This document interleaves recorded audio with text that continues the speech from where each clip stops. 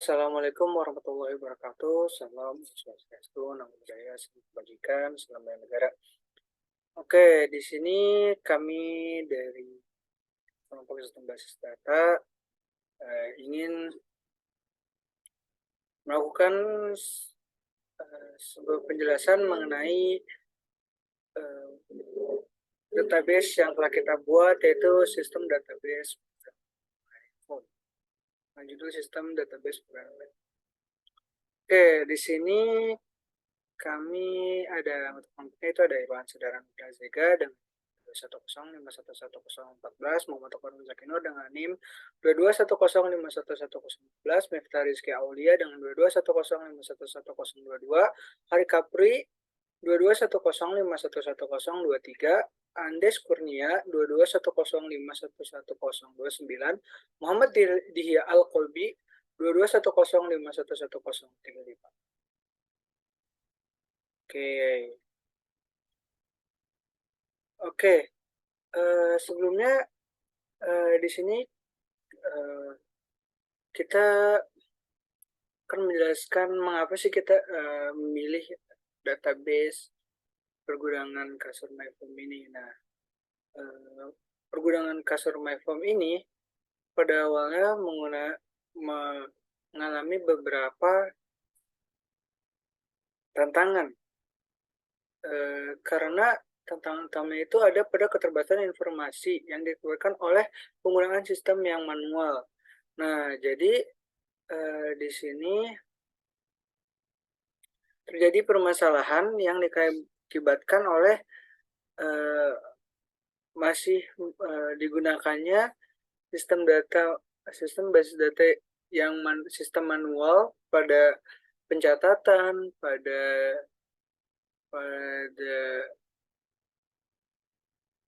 apapun yang berkaitan dengan pergudangan ini. Oke, oleh karena itu, untuk mengatasi tantangan tersebut dan meningkatkan efisiensi serta akurasi dalam pengolahan gudang kasur, MyForm memutuskan untuk membuat sebuah database yang terpusat. Jadi, di sini kita membuat database yang terpusat agar sistem pergudangan kasur ini bisa lebih efisien gitu. Oke, di sini ada urusan masalahnya. Yang pertama ada bagaimana mengatasi keterbatasan akses dan pembaruan informasi terkait inventaris kasur pada sistem manual yang saat ini digunakan. Dua, bagaimana meningkatkan efisiensi dalam melacak jumlah persediaan kasur, status kasur, dan informasi terkait lainnya untuk mengoptimalisasi pelalaan persediaan di gudang. Bagaimana meningkatkan efisiensi operasional gudang serta proses pengiriman kasur kepada pelanggan dengan adanya sistem basis data yang terintegrasi. Oke, tujuan dari kami buat database gudang kasur MyForm ini, satu, meningkatkan akurasi dan ketersediaan informasi. Dua, mempercepat pemrosesan data dan pengambilan keputusan. Yang ketiga, mengurangi risiko kesalahan manusia. Dan yang empat, meningkatkan efisiensi operasional gudang dan pengiriman. Gitu. Oke, setelah kita mengetahui latar belakangnya, di sini kita dapat membuat desain database-nya. Namun sebelum membuat desain database-nya, kita harus menganalisis dulu apa saja yang menjadi kebutuhan atau keinginan yang diinginkan oleh gudang custom MyForm. Nah, di sini tuh ada penyimpanan data yang terstruktur, yang kedua ada pencatatan stok yang akurat, yang ketiga pengolahan rantai pasok yang efisien, yang keempat ada peningkatan pelayanan pelanggan, kelima analisis data dan pengambilan keputusan, yang keenam pengurangan biaya dan penghematan waktu. Oke, setelah kita mengetahui apa saja yang menjadi kebutuhan dari gudang kasur MyForm, maka kita dapat langsung membuat skema database-nya yang akan dijelaskan oleh Mas Ari. Dari skema database, yaitu di sini kita memiliki beberapa entitas. Tahu saya ada 7 entitas. Nah, yang pertama ada IAA supplier yang memiliki ID supplier, nama supplier, jenis supplier, dan nomor supplier. Kedua ada bahan baku. Bahan baku ini memiliki kode bahan baku. Terus ada stok bahan bakunya serta nama bahan baku. Yang ketiga ada produk. Di sini ada kode produk, juga ada harga produk, stok produk, serta nama produk. Yang keempat, ada transaksi. Nah, di sini memiliki ID transaksi, kode konsumen, jenis pembayaran, tanggal transaksi. Kode konsumen ini diambil dari primary key-nya tabel konsumen. Terus ada nama produk juga diambil dari sini. Terus ada kode produk sama dan ada nama konsumen. Yang kelima ada entes pengiriman. Di sini ada ID pengiriman, ID transaksi, tanggal pengiriman, harga pengiriman, alamat konsumen, dan nama ekspedisinya. Keenam ada identitas konsumen, memiliki ID konsumen, nama konsumen, jenis konsumen, alamat konsumen, dan kontak konsumen. Yang terakhir itu ada restock. Dia punya ID restock, kode supplier, ID konsumen, ID bahan baku, nama bahan baku, dan tanggal restock. Yang dimana dia kebanyakan diambil dari ID atau kode dari tabel-tabel lain karena berhubungan satu sama lain. Nah, selain entitasnya, kita juga membuat gambaran EER dari database pergunaan MyForm. Oke, ini adalah gambarnya, atau lebih jelas lagi saya bisa tunjukkan di Figma-nya. Nah, di sini yang pertama itu dimulai dari supplier. Nah, supplier ini akan menyalurkan bahan baku ya suppliernya ada ID, ada nama, ada jenis dan ada namanya, ada nomornya. Terus dia bakal menyalurkan bahan baku. Nah, bahan bakunya itu akan menjadi sebuah produk. Nah, produk yang sudah diolah, bahan baku yang sudah diolah menjadi produk ini akan melalui proses lagi dengan yang namanya transaksi. Nah, transaksi ini melibatkan pengiriman dan juga melibatkan konsumennya. Jadi konsumen dan pengiriman juga berhubungan satu sama lain karena di sini terdapat, nah, kita contohnya di sini di transaksi terdapat kode konsumen yang dimana ini diambil dari ID dari tabel konsumen ini seharusnya ID, terus ada jenis pembayarannya, ada tanggal transaksi dan nama produk. Nama produk juga dari sini karena masih berhubungan satu sama lainnya. Jadi setelah konsumen memilih-milih produk, terus dia melakukan transaksi, maka akan dilanjutkan dengan pengiriman. Nah, pengirimannya ini setelah dilakukan pengiriman dan sampai ke konsumen, nanti sistem akan ada restock yang melibatkan ID restocknya, ada kode suppliernya, ada konsumennya, ada bahan baku, nama bahan baku, dan tanggal restock. Yang dimana nanti melalui ini akan looping dan melanjutkan proses-proses tadi yang sudah dijelaskan. Oke, selain itu, nah selanjutnya ada penerapan subclass pada database pergudangan MyForm. Nah, di sini kita menggunakan tabel konsumen yang isinya itu ID konsumen, nama konsumen, jenis konsumen, harga konsumen, dan kontak konsumen. Yang dimana di sini akan terbagi menjadi reseller dan yang langsung.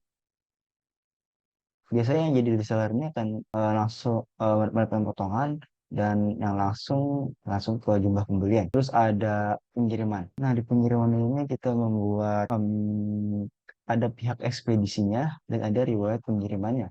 Jadi ekspedisinya ini nanti mungkin akan nyambil ke ID ekspedisinya sama nama ekspedisinya.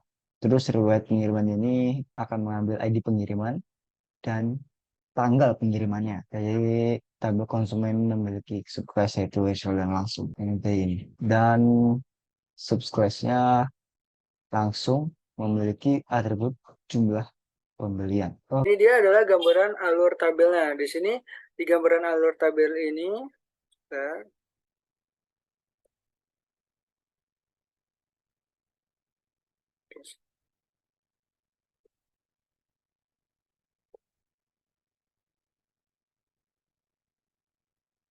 oke, di gambaran alur tabel ini eh, kita dapat mengetahui ada beberapa dari tabel, misalnya dari tabel produk itu yang menjadi primary key, namun menjadi foreign key pada tabel transaksi, dan begitu juga pada contoh-contoh yang lainnya. Dan ini ada di sini untuk alurnya. Nah, setelah itu, setelah kita membuat alurnya, kita dapat membuat tabelnya. Nah, yang pertama ada tabel supplier.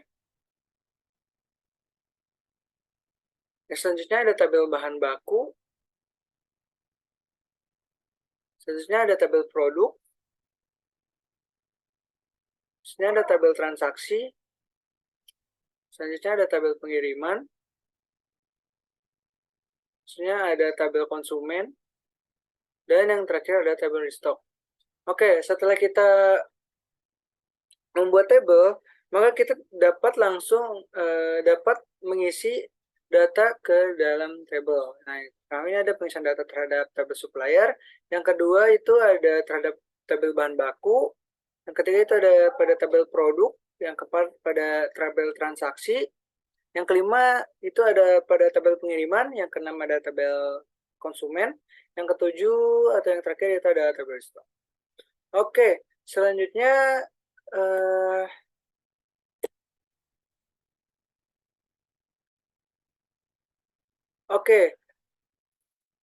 selanjutnya kita setelah membuat atau merancang database, kita dapat mengimplementasikan materi yang sudah dijelaskan pada mata kuliah sistem basis data itu pada database yang telah kita buat. Nah, itu yang pertama di sini ada date function. Nah, date function di sini digunakan untuk menampilkan ID konsumen yang konsentrasi yang telah ditentukan. Jadi di sini kita dapat menampilkan ID konsumen yang melakukan transaksi pada tanggal tertentu atau yang telah ditentukan, misalnya pada tanggal 1 Juni 2023. Nah, pada tanggal 1 Juni 2023 ini yang pembelinya itu memiliki ID K004. Nah, selanjutnya ada string function. Di sini ada concat. Nah, di sini fungsi concat ini dilakukan untuk menyocokkan atau menggabungkan ID konsumen dengan nama konsumen. Jadi kan yang sebelumnya misalnya ini ada yang di tabel sebelumnya pada date function itu kita kan hanya menampilkan ID konsumennya saja. Nah, ini yang kedua ini untuk mengetahui dari si ID konsumen ini memiliki nama konsumennya apa. Oke, yang selanjutnya pada string function di sini ada length. Nah, length ini digunakan untuk menghitung panjang nama dari si konsumen. Misalnya yang PT Agung Jaya ini memiliki panjang nama 13. Oke, yang selanjutnya ada math function. Nah, math function ini kita menggunakan scaling. Nah, di sini scaling di sini digunakan untuk mengubah yang tadinya harga itu merupakan desimal. Nah, menggunakan scaling ini si harga itu ditampilkan menjadi integer. Pertama, koles 1 digunakan untuk mengosongkan stok produk pada kode produk yang telah ditentukan. Kode produk yang telah ditentukan itu yang mau diganti BP006. Kemudian koles 2, pada koles 2 kita menggunakan koles stok produk NA, artinya jika nilai stok produk tidak nol, maka nilai stok produk akan ditampilkan. Namun jika nilai stok produk nol, maka akan ditampilkan nilai alternatif NA. Hasil query tersebut menampilkan kolom kode produk, nama produk, dan koles stok produk NA. Sebagai kolom baru yang menunjukkan stok produk. Jika nilai stok produk tidak nol, maka akan ditampilkan nilai stok tersebut. Jika nilai stok produk nol, maka akan ditampilkan NA sebagai nilai alternatif. Dalam contoh di atas terlihat bahwa produk dengan kode produk selimut bulu memiliki nilai stok produk 0, sehingga nilai 0 tersebut ditampilkan dalam kolom stok produk. Dan kali ini saya akan membahas tentang penguncian tabel. Kunci adalah flag yang terkait dengan tabel. MySQL memungkinkan sesi klien untuk secara eksplisit memperoleh kunci tabel untuk mencegah sesi lain mengakses tabel yang sama pada periode tertentu. Sesi klien dapat memperoleh atau melepaskan kunci tabel hanya untuk dirinya sendiri, dan sesi klien tidak dapat memperoleh atau melepaskan kunci tabel untuk sesi kliennya. Yang pertama ini ada MySQL lock table statement. Berikut ini merupakan komen untuk mengunci atau menlock table, yaitu lock tables, nama table bisa kita pilih untuk read dan write. Di sini juga terdapat dua fungsi di dalam lock table, yaitu read dan write, yang akan dijelaskan di bawahnya. Yang kedua ini ada MySQL unlock table statement. Ini merupakan komen untuk mengunlock atau membuka kunci dari table, yaitu unlock tables dengan menggunakan titik koma. Lalu kita akan masuk ke fungsi readlock. Fungsi yang pertama yaitu readlock. Readlock ini merupakan sistem untuk mengunci tabel dan memungkinkan pengguna untuk membaca tabelnya saja. Kunci read dalam tabel ini juga dapat aktif di berbagai sesi secara bersamaan. Contohnya adalah seperti ini. Kita akan mencoba dua sesi atau dua command prompt. Kita akan mencoba di sesi 1 yaitu command prompt pertama. Sebelum itu, kita akan cek connection ID-nya terlebih dahulu. Dan connection ID-nya terpapar seperti ini. Kemudian tabel yang akan saya ubah atau diberikan lock di sini adalah tabel bahan baku yang berasal dari database MyFoam. Sebelum itu, kita akan memastikan apa saja yang terdapat di tabel bahan baku tersebut. Kemudian, kita akan mengunci tabel atau menlock tabel secara read atau tabel tersebut hanya bisa dibaca. Jika terdapat query OK, maka fungsi berhasil dijalankan dengan baik. Lalu kita akan coba menambahkan ke dalam tabel bahan baku. Namun yang terjadi adalah terdapat tampilan bahwa tabel bahan baku sudah dikunci dalam mode baca atau tampilan dan tidak dapat diupdate. Berikut adalah gambarnya. Kemudian kita akan coba di sesi selanjutnya, yaitu command prompt yang kedua, dengan cara memasukkan data ke dalam tabel bahan baku. Namun di sesi ini tidak terdapat tulisan apa-apa. Mengapa terjadi demikian? Karena bisa dicek dengan fungsi show process list. Fungsi ini memungkinkan agar pengguna bisa melihat proses apa saja yang sedang berjalan atau menunggu komen atau perintah. Di sini di tulisan yang di blok ini terdapat sebuah alasan mengapa di sesi 2 tadi tidak ada tulisan sama sekali. Karena masih menunggu tabel bahan baku untuk di-unlock. Setelah itu, kita akan mencoba untuk men-unlock tabel tersebut. Kemudian, kita akan cek ke sesi 2, maka akan tampil tulisan query OK, serta berapa lama waktu dari insert tadi sampai di-unlock tabelnya. Lalu, fungsi yang kedua yaitu fungsi write-lock. Write-lock ini merupakan fungsi sistem untuk mengunci tabel, dan yang membedakannya dengan read-lock adalah kalau read-lock ini memungkinkan pengguna untuk membaca tabelnya saja. Sedangkan write-lock ini membuat sesi lain tidak dapat membaca data dan menulis hingga kunci tersebut dilepaskan. Contohnya adalah seperti ini. Pertama-tama, sama seperti sebelumnya, kita akan cek connection ID baik dari sesi 1 maupun 2. Berikut adalah gambarnya. Kemudian kita akan masuk ke dalam intinya, yaitu mengunci tabel bahan baku secara write-lock di sesi 1. Setelah itu, kita akan mencoba menginsert ke dalam tabel bahan baku. Di sesi 1 ini, saya akan menambahkan barang baru tanpa ada kendala, dan untuk memastikannya lagi, saya akan menampilkan tabel bahan baku dengan cara select asterisk from bahan baku. Dan benar saja datanya pun masuk. Kemudian kita akan coba ke sesi 2 dengan cara memasukkan barang lainnya ke dalam tabel bahan baku. Namun, yang terjadi adalah sama seperti readlock tadi, tidak terdapat tulisan apapun di bawahnya.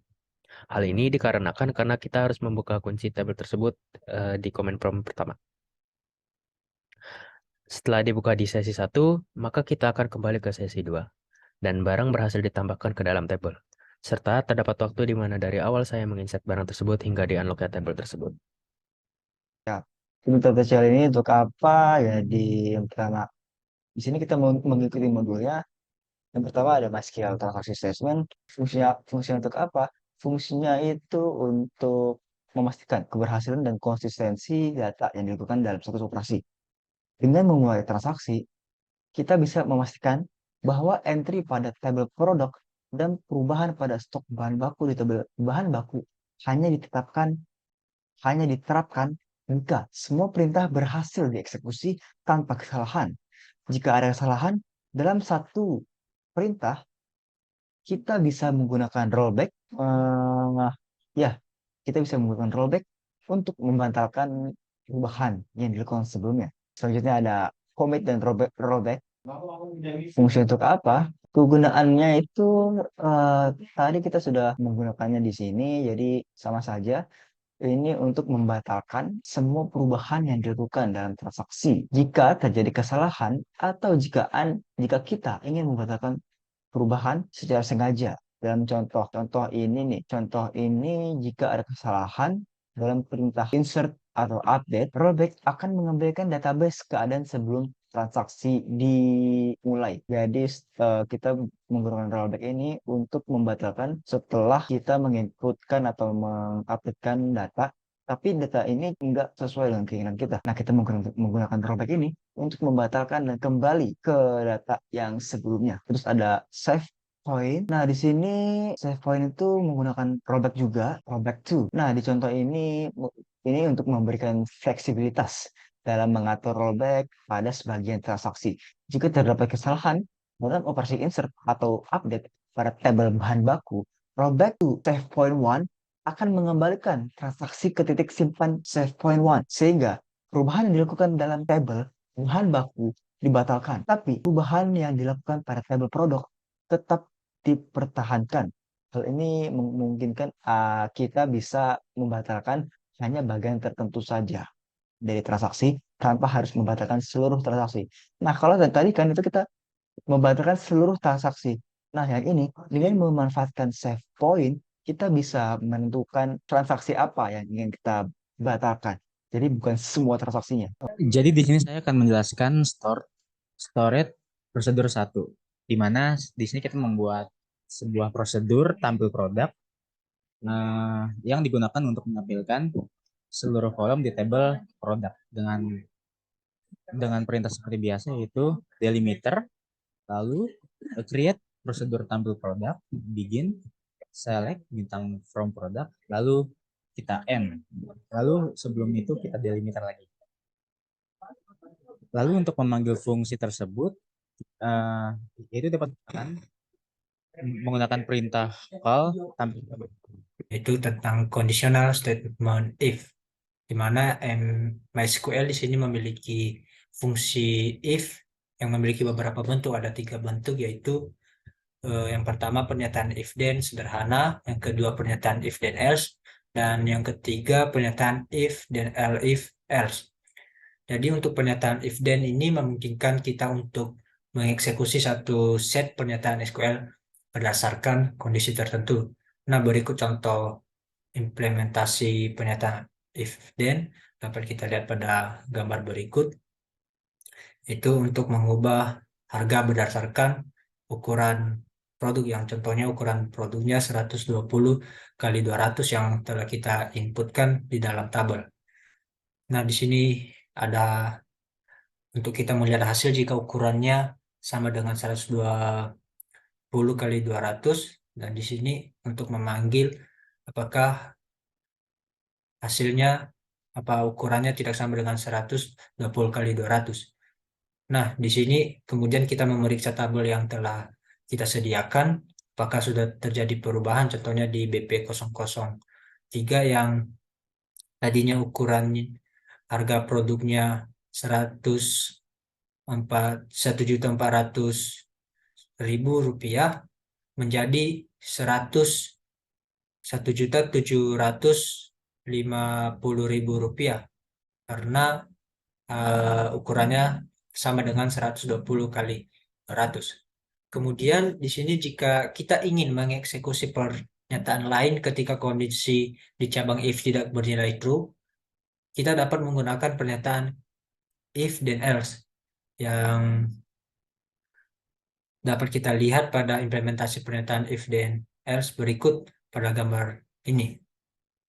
Sama dengan halnya di atas, di sini ketika kita sudah melakukan fungsi ini, menginput ini, selanjutnya kita melihat hasilnya.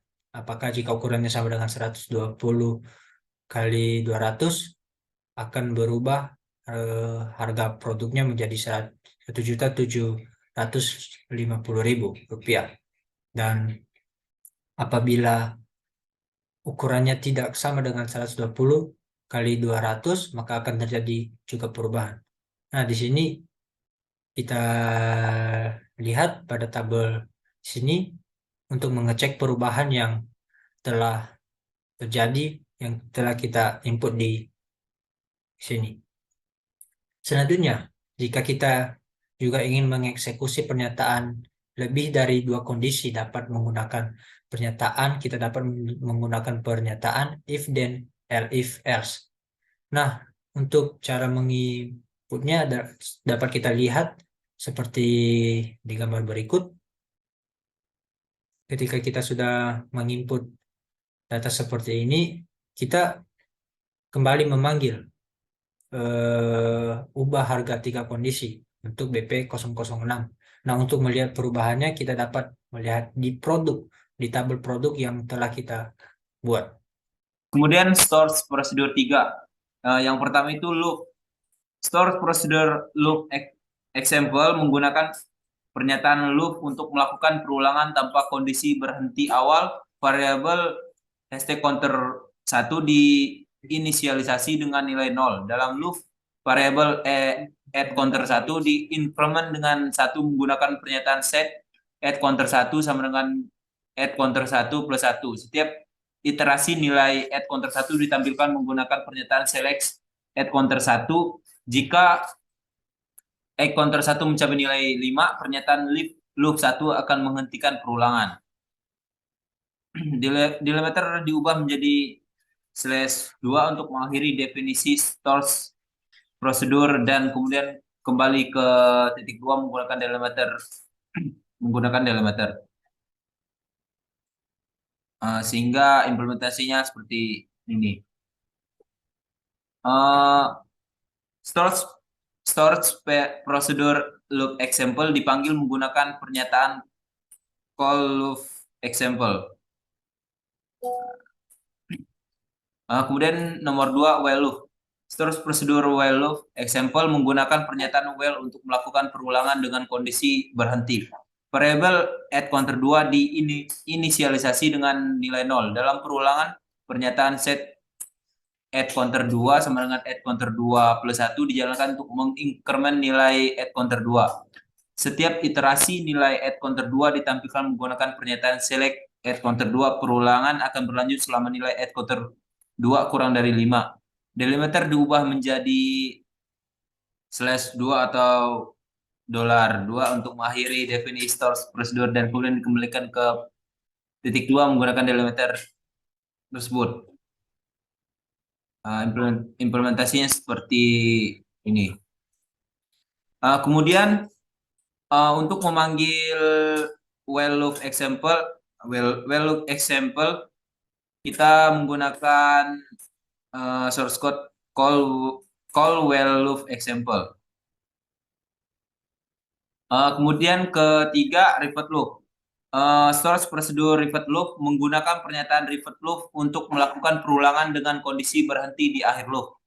Variabel add counter 3 diinisialisasi dengan nilai 0. Dalam perulangan, pernyataan set add counter 3 sama dengan add counter 3 plus 1. Dijalankan untuk mengincrement nilai add counter 3. Setiap iterasi nilai add counter 3 ditampilkan menggunakan pernyataan select add counter 3. Jika add counter 3 mencapai nilai 5, pernyataan loop label akan menghentikan perulangan. Delimiter diubah menjadi /2 untuk mengakhiri definisi storage prosedur dan kemudian dikembalikan dengan titik 2 menggunakan delimiter.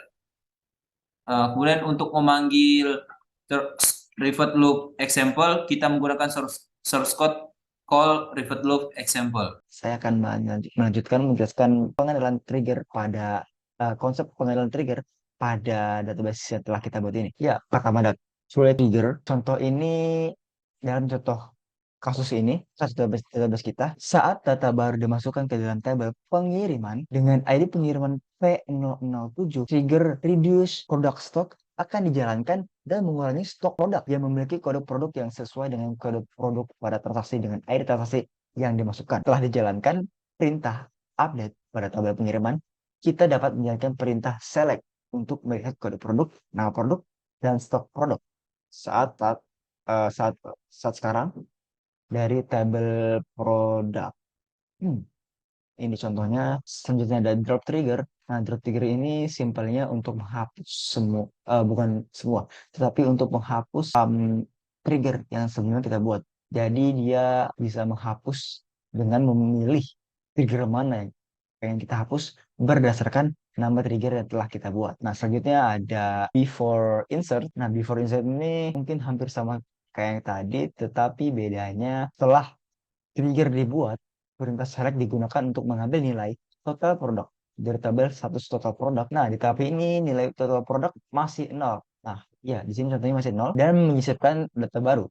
Setelah itu, insert into digunakan untuk memasukkan data baru ke dalam tabel produk dengan nilai kolom-kolom yang sesuai dan kita bisa melihat total produk setelah penyisipan data. Terakhir, perintah select digunakan lagi untuk melihat nilai total produk yang telah diperbaharui setelah operasi insert atau update dilakukan pada tabel produk. Nah, contohnya di sini kita kan masukin kode produk BP009 tuh. Nah, ini insert, jadi kita harus masukin kode produk yang baru. Nggak boleh yang sudah ada karena itu sudah jadi primary key gitu kan. Nah, terus kita masukin tuh nama produknya apa di sini. Nama produknya kita kasih contoh kasur super, terus ukurannya 200 kali 200, terus harganya sekian dan stok produk kita tambahkan 5. Nah, setelah kita save tuh, kita masukkan datanya. Nah, table trigger yang tadi kita buat terpanggil, maka yang tadinya total produknya ada 0, sekarang berubah menjadi 5. Jadi dia bakalan menambahkan secara live setelah kita melakukan insert atau update. Selanjutnya ada after insert, yang tadi before dan sekarang after. Nah, di contoh ini saat data baru dimasukkan ke dalam tabel produk, dengan kode produk BP010, nama produk kasur Super Queen, ukurannya 200 kali 200, stok produknya 11, trigger after insert barang akan dijalankan setelah operasi insert dilakukan untuk menghitung total barang yang ada dalam tabel produk. Setelah itu nilai total produk, maaf, nilai total barang, ya nilai total barang ini kan sama aja kita total produk dalam tabel status total barang akan diperbaharui dan dapat dilihat menggunakan perintah select. Ya, ini contohnya. Dari 0 kita masukin 11. Nah, dia jadi 11. Selanjutnya mungkin ada trigger tingkat lanjut. Itu akan dijelaskan oleh anggota yang lain. Lalu saya akan menjelaskan tentang trigger tingkat lanjut. Yang pertama adalah before update. Dalam basis data yang kita buat, kita akan membuat beberapa trigger seperti menampilkan log perubahan stok pada suatu produk. Langkah pertama adalah dengan membuat tabel log stok produk. Dengan membuat tabel ini, seperti biasa kita mengambil kode produk lalu membuat kolom baru dengan nama stok awal lalu dan change date dan action. Lalu fungsi dari trigger ini akan menyimpan nilai atau record KD produk dan stok sebelum melakukan update. Dengan melakukan insert into ke dalam log stok produk yang baru kita buat tadi. Lalu kita coba update produk, yaitu dengan men-set nama produk menjadi selimut bulu. Lalu hasilnya akan terlihat semua. Lalu selanjutnya adalah after update. Trigger after update produk digunakan untuk menyimpan nilai atau record yang telah diubah dalam tabel produk dan akan disimpan di tabel log perubahan produk. Lalu seperti ini perintahnya, dengan menggunakan for each row, karena untuk mendeteksi setiap record yang berubah pada tabel. Lalu setelah kita coba melakukan update dengan men-set nama produk menjadi selimut bulu, lalu setelah kita men-select log perubahan produk, maka nama produk yang sebelumnya kita ubah akan muncul di sini, yaitu selimut bulu super yang telah kita ubah menjadi selimut bulu. Lalu yang ketiga adalah before delete. Trigger ini digunakan untuk menyimpan produk yang telah dihapus ke dalam tabel log hapus produk. Lalu seperti biasa kita membuat tabel log hapus produk dengan menyamakan dengan tabel produk lalu ditambah dengan kolom log hapus. Lalu ini adalah perintah untuk membuat trigger before hapus produk. Lalu yang terakhir ada after delete. Trigger ini digunakan untuk menyimpan record yang telah dihapus dari tabel konsumen dan akan disimpan di tabel log hapus konsumen.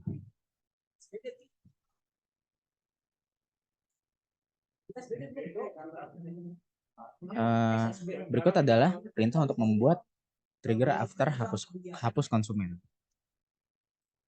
Di mana kita yang pertama adalah membuat tabel log hapus konsumen, lalu kita buat triggernya. Lalu setelah kita coba melakukan delete dari konsumen dengan ID konsumen K001, maka setelah kita lihat atau select from log hapus konsumen, data user atau konsumen yang telah kita hapus akan masuk ke dalam tabel log hapus konsumen. Lalu untuk fungsi administration ini mempunyai beberapa fungsi. Yang pertama yaitu ada create user. Create user ini berfungsi untuk membuat user baru di dalam database server. Nantinya user ini akan tersimpan ke dalam database bawaan, yaitu database MySQL. Pertama-tama, kita akan mengecek user apa saja yang ada agar menghindari kemungkinan terjadi duplikat. Komen untuk membuat user ini adalah create user. Jika user tersebut tidak ada, username @localhost identified by. Di sini kita bisa isi password bebas. Username ini merupakan nama pengguna, dan pengguna bebas menggunakan nama apa saja. Selain nama yang ada di tabel user, di sini saya membuat user dengan nama admin kasur. Passwordnya adalah pas. Jika terdapat query OK, maka user berhasil ditambahkan ke dalam tabel user. Untuk memastikannya lagi, mari kita cek tabel usernya. Berikut adalah gambarnya. Lalu untuk yang kedua, itu ada fungsi grant privilege. Pernyataan grant MySQL ini untuk memberikan hak istimewa ke akun pengguna yang terdapat di tabel user database MySQL tadi. Pernyataan create user membuat satu atau lebih akun pengguna tanpa adanya hak istimewa. Ini berarti bahwa akun pengguna dapat masuk ke server MySQL, tetapi tidak dapat melakukan apapun seperti memilih database dan meminta data dari tabel. Untuk mengizinkan akun pengguna bekerja dengan objek database, Anda perlu memberikan hak istimewa kepada akun pengguna. Dan disinilah fungsi grant privilege tersebut.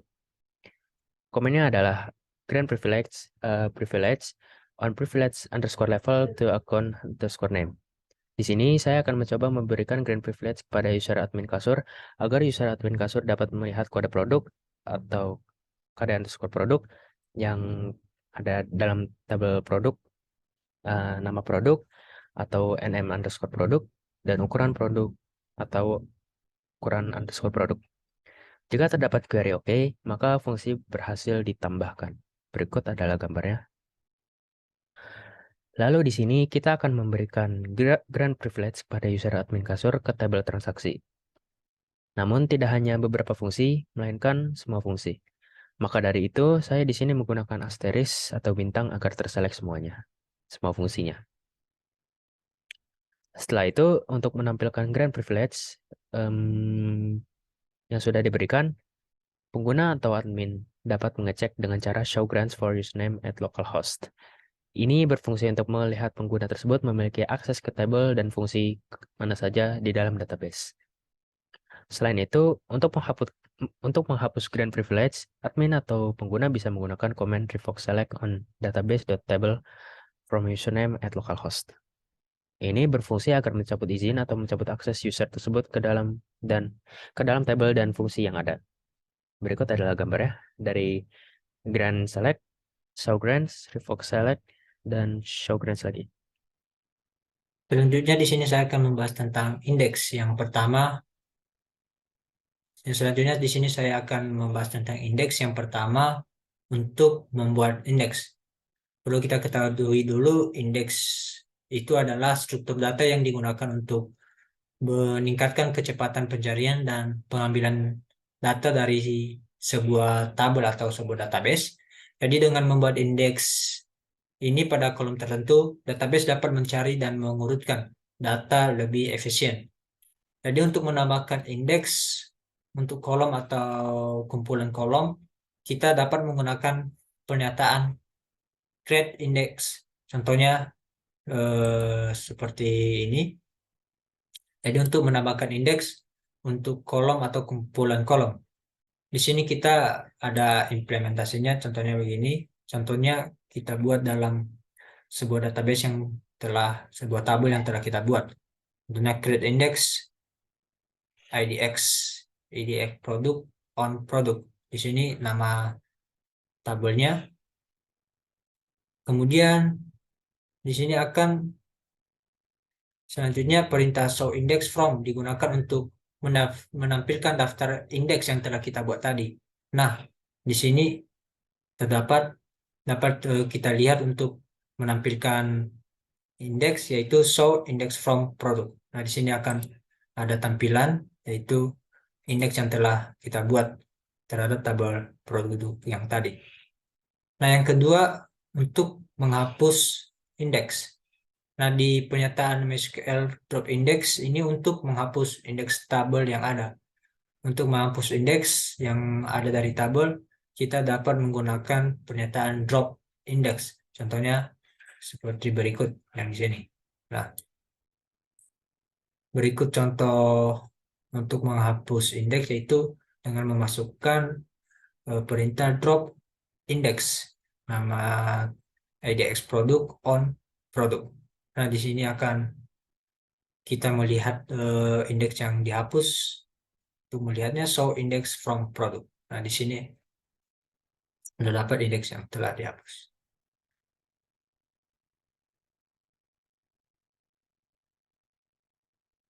Oke, mungkin itu saja mengenai implementasi pada database ini. Dan untuk kesimpulannya, kami telah menerapkan hampir semua materi yang telah dipelajari pada mata kuliah sistem basis data dan juga sistem basis data pada semester ini, dan semoga ini dapat berguna dan dapat memenuhi semua kebutuhan dari sistem pergudangan kasur MyForm ini. Oke, untuk sarannya mungkin di sini kita bisa lebih